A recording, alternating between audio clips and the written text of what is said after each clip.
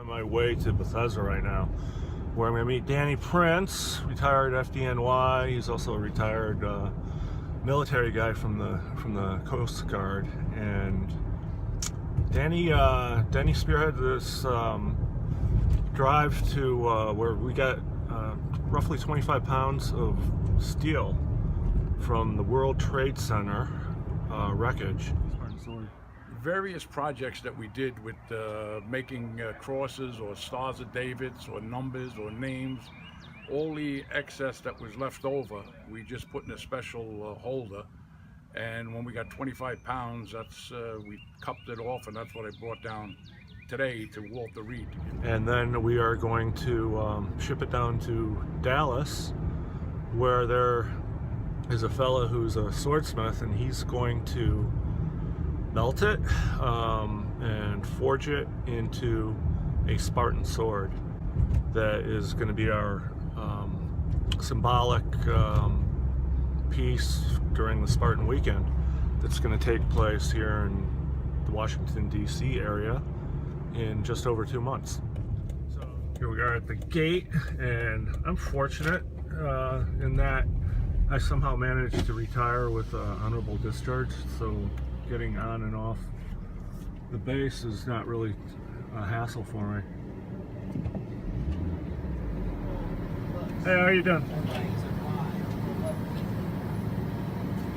All right, take care. Today to Walter Reed to give to you, and that's what you have.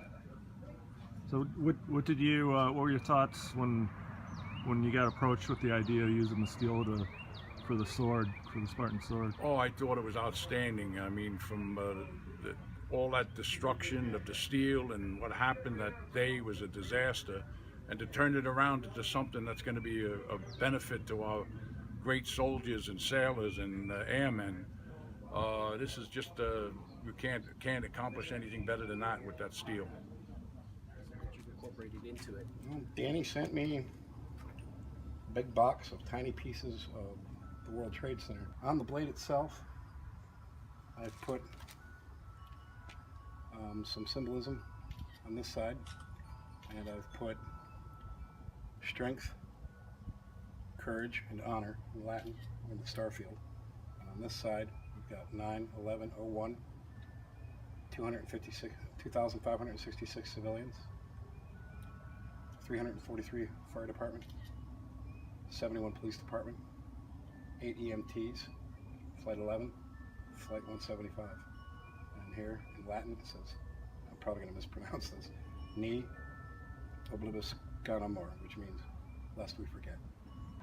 When we get the sword back in our possession, we have a couple of spots that we're looking at that will be prominent where it should be displayed. One of them is our military section of the FDNY, where we have all our military soldiers that have gone to combat, and some that have perished, and it'll be on beckoning call 24/7, so if we need it for a pledge somewhere, we have easy access to it.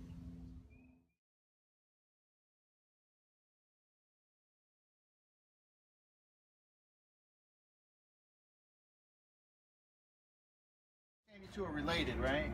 Just a little. Just a little bit? You gave birth to this guy? And then he went and joined the military? Yep. And you were in the military too? Yep. Follow So- our footsteps.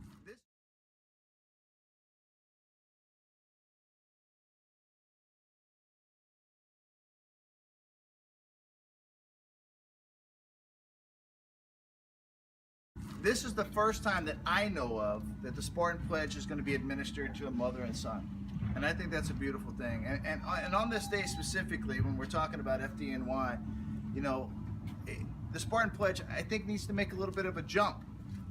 Because yes, it's made for warfighters, but who cannot say that on that day, FDNY and NYPD and those guys driving those ferries to get people out of the way, you know, across the Hudson, they were warfighters on that day. Because a warfighter is anybody who stands in front or behind a gun to defend America. They were warfighters on that day. So as we talk about the Spartan Pledge, let's also talk about the people that serve this great country. And when we talk about the Spartan Pledge, we're talking about saving the greatest of this country, the greatest of this generation. because we're taking the warrior ethos and we're turning it on its head. We're making sure that that warfighter understands that before things get funky and you get in that funky funk, just like I'm sure firefighters do, just like I'm sure police officers do, before you get in that funky funk, you got an SOP. You know what you're going to do. You know where you're going to go to. You know how to deal with it. Not only that, you understand there's already someone who's made the commitment to you to also be there in that time of need.